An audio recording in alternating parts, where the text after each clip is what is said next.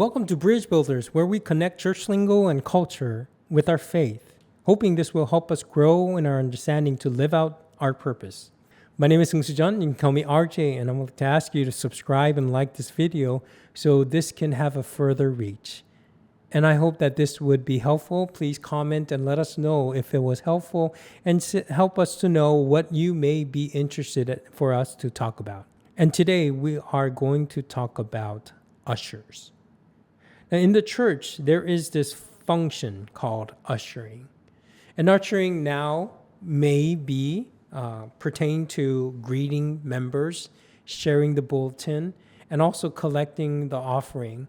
But ushers have more of a distinct tradition, and I do believe it is a great way for us to be involved.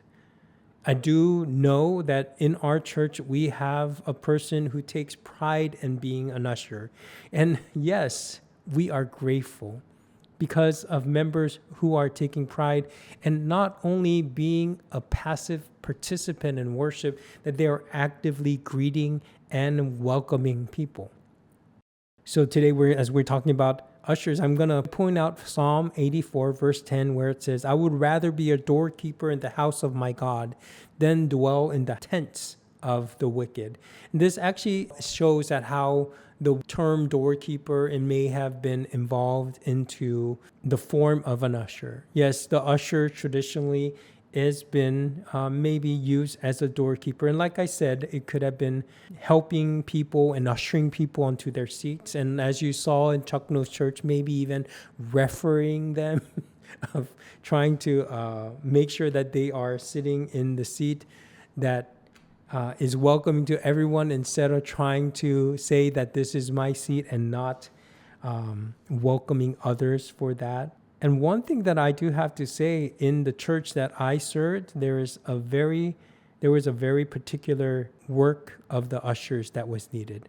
The church that I served has a long history, and it started beyond 1766, so it is older than 258 years old at this moment. And it says, worship at Leesburg Methodist Church could sometimes last 3 hours. Can you believe that the worship would last 3 hours? The church originally had plain benches, which were later replaced with pews that could fit a whole family. Families rented their pews in order to support the church, which comes from the tradition of this is my pew. And of course, the ushers should be the ones who usher people at that time, not to the pews that they have not purchased. That all went away, so please don't think that still happens. And it says, the offering were collected using a bag at the end of a bamboo rod with a bell at the end to wake up the nappers, which in a 3-hour service, I can imagine that there are a lot of people who are nappers. The person charged with keeping the faithful alert during worship was called tithing men instead of ushers, and had a rod with a ball on one end to tap the head of sleeping men, and foxtails on the other to brush the faces of women who nodded off. And I think this is a very interesting description of what the role of ushers are. So the ushers are not only ushering people to their pews. Ushers could be seen as people who are keeping and accounting to the spiritual vitality of a worshiper who is getting and who is sitting and who is also participating in worship.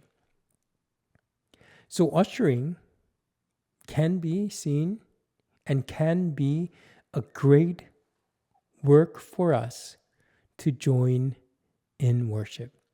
Not only that, it gives us the responsibility to be there to worship God, but it also extends an invitation for us to welcome them and welcome others, and it provides hospitality, provides greeting, provides support that makes our worship a worship that is communal and a worship that is offered to God. So I hope that this had helped you understand what the work of ushers may be. And I hope that this may be an encouragement for you to approach your pastor, or you can have a worship committee and say, hey, I want to help preparing worship as an usher. And I pray that that will be a step for you to go deeper in faith. So, what if you become an usher?